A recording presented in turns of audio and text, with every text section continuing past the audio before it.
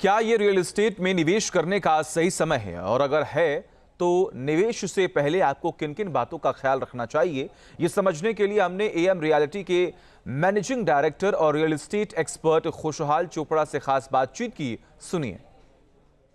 प्रधानमंत्री ने जब से आह्वान किया है कि गोल्ड को ज़्यादा से ज़्यादा ना खरीदें, 1 साल तक कम से कम रोकें, उसके बाद जो पेट्रोल डीजल है और तमाम शेयर बाजार हैं, उसको देखते हुए अब बेस्ट निवेश जो है वो रियल एस्टेट माना जा रहा है। इसको समझने के लिए हमारे साथ खुशहाल चोपड़ा जी हैं, जो हमें थोड़ा समझाएंगे डीपली कि आखिर रियल एस्टेट के बढ़ने की वजह क्या है, क्या आने वाले समय में चीज़ें महंगी होंगी, और अगर इसको बेस्ट निवेश के तौर पर समझा जाए तो क्यों है इस समय। आपने बहुत अच्छा सवाल किया। मैं आपके जवाब को शुरुआत करता हूँ गोल्ड से। बेसिकली हिंदुस्तान में गोल्ड एक ट्रेडिशन है, गोल्ड एक इमोशन है, और हिंदुस्तान का हर इंसान आज की डेट में गोल्ड से प्यार करता है। और जब हमारे प्रधानमंत्री, माननीय प्रधानमंत्री जी ने पूरे हिंदुस्तान को डेडिकेट करते हुए बोला कि आप 1 साल तक गोल्ड मत खरीदिए, तो बहुत लोगों ने ये सोचा कि गोल्ड खरीदना ही नहीं चाहिए। बेसिकली हमारे प्रधानमंत्री ने ये बोला है कि आपको गोल्ड की खरीद को पॉज करना चाहिए, बंद नहीं करना चाहिए। बेसिकली हिंदुस्तान एक ऐसा देश है जो एक्सपोर्ट, जिसका ट्रेड डेफिसिट हर साल अप्रॉक्सीमेटली 30 to 40 बिलियन डॉलर्स का रहता है। आज की डेट में हमारा ट्रेड डेफिसिट तकरीबन 310 बिलियन डॉलर है। समझते हैं ट्रेड डेफिसिट क्या होता है। जब आपका इंपोर्ट आपके एक्सपोर्ट से ज़्यादा होता है, का जो फॉरेन रिजर्व है वो कम होता है और आपको रुपया देकर डॉलर को खरीदना पड़ता है।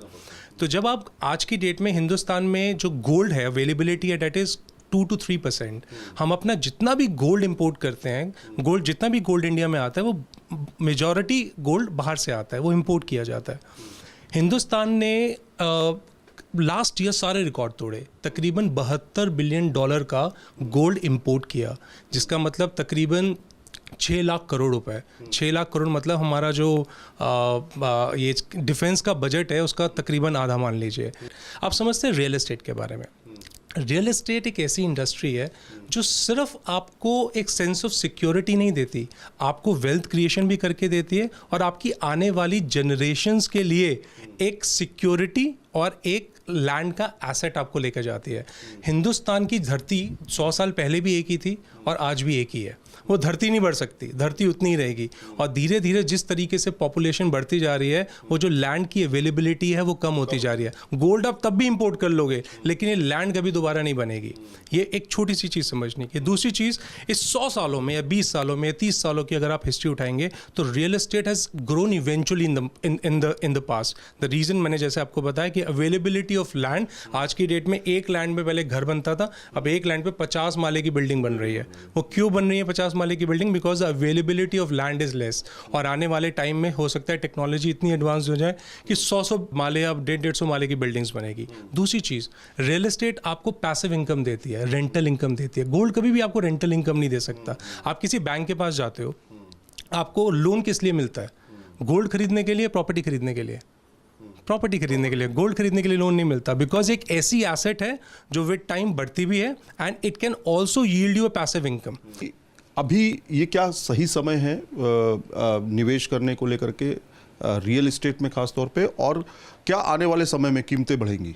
सर, आप जैसे मैंने आपको भी बताया, आप पिछले 100 साल का रिकॉर्ड उठाइए।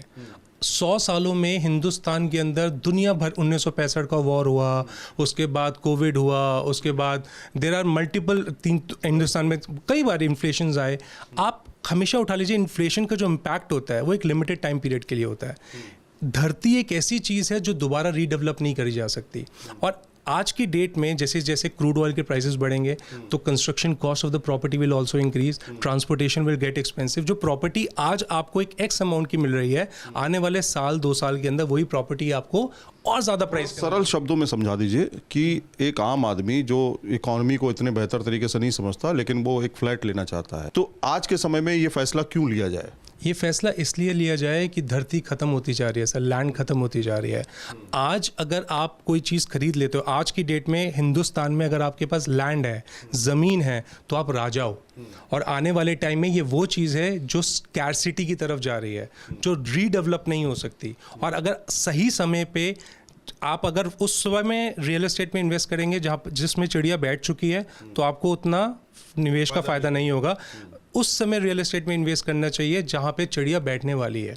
मतलब आपको हिंदुस्तान के उन सेक्टर्स को, उन लोकेशंस को आइडेंटिफाई करना चाहिए जो आने वाले टाइम में, जैसे ये भी सारा माहौल चल रहा है, इसी टाइम पे मोदी जी ने जेवर एयरपोर्ट लॉन्च किया, ये इसी माहौल चल रहा है, अभी हमने मोपा एयरपोर्ट लॉन्च किया। तो एयरपोर्ट के आसपास इतनी सारी मल्टीपल अपॉर्चुनिटीज़ हमारे को आज की डेट में दिखती हैं, आपके व्यूअर्स को भी दिखेंगी। अगर वो सही तरीके से इवैल्यूएट करेंगे तो देयर आर मल्टीपल अपॉर्चुनिटीज़ कि रियल एस्टेट एक ऐसी सेफ इन्वेस्टमेंट है जहाँ पे लोग अपने पैसे को बहुत आसानी से बढ़ा सकते हैं और अच्छी रेंटल इनकम भी जनरेट कर सकते हैं। बहुत बहुत शुक्रिया डीपली ये समझाने के लिए कि आने वाले समय में रियल एस्टेट का फ्यूचर क्या है।